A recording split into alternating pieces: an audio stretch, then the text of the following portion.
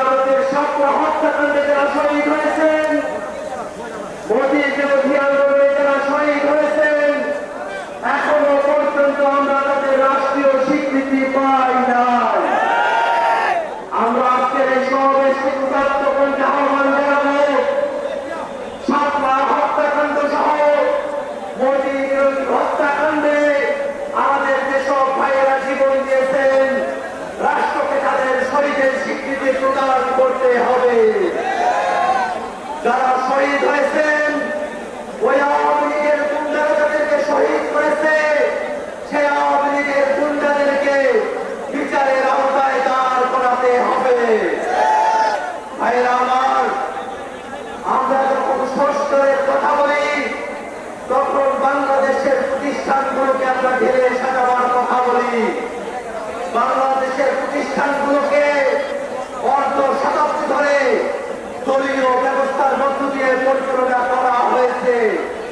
এদেশের নির্বাচন কমিশন, দুর্নীতি দমন কমিশন, সরকারি কর্ম কমিশন, মহা হিসাব নিরীক্ষক, ন্যায়পাল, তথ্য কমিশন, মানবাধিকার কমিশন সহ সাংবিধানিক এবং সংবিধিবদ্ধ প্রতিষ্ঠানগুলোকে দলীয়ভাবে নিয়োগ দিলে, দলীয় এজেন্ডায়, দলীয় সরকার সেগুলোকে তাদের দলের স্বার্থে ব্যবহার করেছে।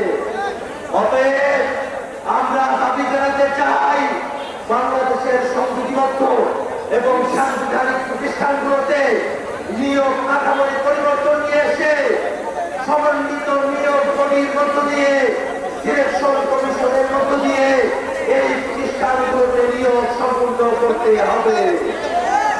শুধুমাত্র নির্বাচন কমিশনের ক্ষেত্রে ঐক্যবদ্ধ কমিশনের ঐক্যমত্য প্রতিষ্ঠিত হয়েছে, কিন্তু আর প্রতিষ্ঠানগুলোকে সাংবিধানিক প্রতিষ্ঠানের আওতায় নিয়ে এসে নিয়োগ প্রদানের ব্যাপারে বিষয় কয়েকটি রাজনৈতিক দল তারা বাদ সেজেছে।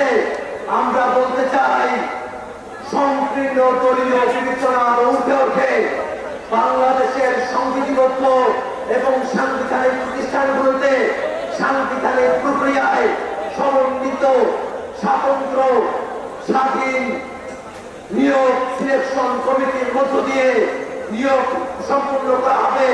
বাংলাদেশের জনগণের আশা আকাঙ্ক্ষার দিকে তাকিয়ে রাজনৈতিক দলগুলো এবং দেশের জনগণের আশা আকাঙ্ক্ষার প্রতি সমর্থন রেখে ঐক্যবদ্ধ কমিশন সিদ্ধান্ত গ্রহণ করবে।